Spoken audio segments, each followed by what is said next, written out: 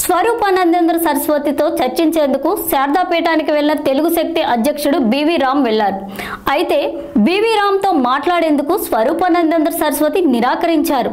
ఈ నేపథ్యంలో BV Ram MLA Panchakarla Ramesh బాబును ఆయన కలిసి వినతి పత్రం సమర్పించారు. ఈ సందర్భంగా ఆయన మాట్లాడుతూ స్వరూపానందేంద్ర పేరు ఇకపై స్వరూపానందేంద్ర పాలుగా మార్చివేశామని, తదుపరి లడ్డు అపవిత్రం, రామతీర్థంలో శ్రీరాముడి విగ్రహ శిరచ్ఛేదం అంశంలో స్వరూపానందేంద్ర మౌనం వహించిన నేపథ్యంలో అతను హిందూ కాదో తేల్చి చెప్పాలని ఇచ్చిన 48 గంటల గడువు పరిసమాప్తం అయిందన్నారు. అతని మౌనం హిందూ కాదని నిర్ధారణ అయిందన్నారు. ఈ నేపథ్యంలో మాజీ సీఎం వైఎస్ జగన్మోహన్ రెడ్డితో కలిసి క్రిస్టియన్ మత ప్రచారం చేసుకుంటే ఎవరికీ అభ్యంతరం లేదన్నారు. మరి తిరుమల పుణ్యక్షేత్రంలో వాళ్ళ లడ్డు రాధాంతో యావత్ భారతదేశం అంతా ఆందోళన చేస్తుంటే ఇది కనీసం కించిత బాధ కూడా ఏం లేదు. జగన్మోహన్ రెడ్డికి ఏదో ఫేవర్ చేయని ఉద్దేశంతో ఎలక్షన్ల కోసం ఈయన డ్రామా ఆడి జగన్ హిందూ అని చెప్పి ప్రజలు నమ్మించారు. జగన్ దీనికోసం భీమిలో 10 ఎకరాలు భూమి ఇచ్చారు, తిరుపతి పుణ్యక్షేత్రంలో భూమి ఇచ్చారు, గత కేసీఆర్ గారు అక్కడ తెలంగాణ భూమి ఇచ్చారు. మరి ఇలాంటి వ్యక్తిని ఏం చేయాలని నేను కోరుతున్నాను. ఇందాకే పంచకర్ల రమేష్ బాబు కలిసి మొత్తం వివరించాం. ఈ శారదాపేట గుర్తింపు లేదు, ఇలాంటి దొంగ స్వామిని అరెస్ట్ చేయాలని కోరుతున్నాం. ఎందుకంటే ఇలాంటి స్వామిల వల్ల హిందూ మతానికి చెడ్డపేరు వస్తుంది. వీళ్ళు కేవలం వ్యాపార జంతువు చేస్తున్న తప్ప కూడా కాదు. ఈయన వల్ల చాలా మంది మోసపోయారు. ఉదాహరణకు బొగ్గు శ్రీను కొన్ని లక్షలు దీనికోసం ఖర్చు పెట్టాడు. మరి ముఖ్యంగా మహిళలు మోసం చేశారు. మరి ఇలాంటి వ్యక్తులు మరి ఏం చేయబడుతున్నారు? అందువల్ల ఈ రోజు నుంచి స్వరూపానంద సరస్వతి పేరు కూడా మేము మార్చేస్తున్నాం, ఎస్ఎన్ పాలగా ప్రకటిస్తున్నాం. అందువల్ల రేపు ఏవైతే నవరాత్రులు ఉన్నాయో ఆ నవరాత్రులు చేసే అర్హత లేదు. గడిచిన 5 సంవత్సరాల్లో కూడా తిరుపతి పుణ్యక్షేత్రం డబ్బులు తీసుకొచ్చి చేశారు. సో ఈ సంవత్సరం ఈయన అదేమీ అడవాడు చేయట్లేదు.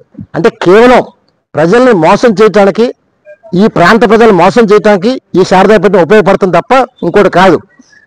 ఆయనకు అసలు తూ అంటే మంత్రం రాదు. మరి అలాంటి వ్యక్తిని ఎందుకు ప్రోత్సహిస్తూ అడుగుతున్నారు?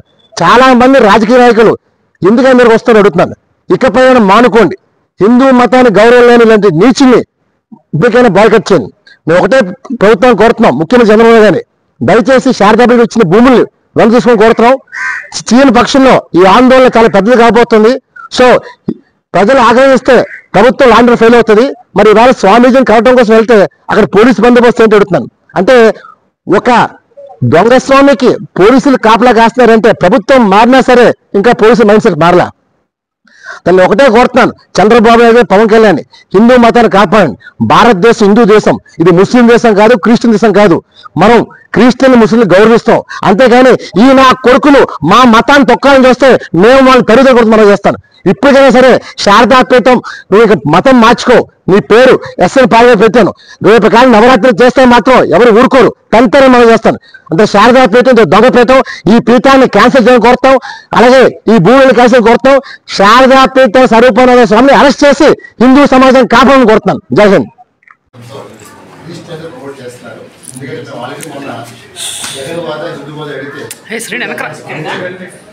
అతను మేము కోరిది ఒకటి, హిందూ మతాన్ని కాపాడాలి. పవన్ కళ్యాణ్ గారు చేస్తే దీక్ష యావత్ ఆంధ్రప్రదేశ్ ప్రపంచం మద్దతు దొరుకుతుంది. మరి ఇవాళ హిందూ మతం ముసుగులో ఆయన ఆడుతున్న డ్రామాని దయచేసి ఈ స్వామి దొంగలాడితే మీరు బయటపెట్టాలని కోరుతున్నాం సార్. ఎందుకంటే ఇలాంటి వల్ల హిందూ మతం భ్రష్పట్టిస్తారు. ఈవేళ తిరుమల పుణ్యక్షేత్రంలో ఇంత రాజాలు జరుగుతుంది కలిసి నోరు వెప్పలే అడిగాం. మొన్న ప్రెస్ మీట్ పెట్టి హిందూ వాద జగన్ వాద అడిగాం. నేను పేపర్లో మీడియా అన్నింటిలో వచ్చింది, కానీ నోరు వెప్పట్లే. అంటే ఓ పక్కన హిందూ మతం అడ్డం పెట్టుకుని భీములో 10 ఎకరాలు భూమి తీస్తున్నారు, తిరుమల పుణ్యక్షేత్రంలో భూమి తీస్తున్నారు, హైదరాబాద్ భూమి తీస్తున్నారు. అంటే కేవలం హిందూ ముసుగులో క్రిస్టియన్ ప్రమోట్ చేస్తున్నారు సార్. ఇలాంటి వ్యక్తికి శారదాపీఠకి గుర్తింపే లేదు భారతదేశంలో. ఆ పీఠం అడ్డం పెట్టుకొని చాలా మంది దగ్గర డబ్బులు దండుకున్నారు, ఎంతో మంది బలైపోయారు, ముఖ్యంగా మహిళలు బలైపోయారు. మరి ఇలాంటి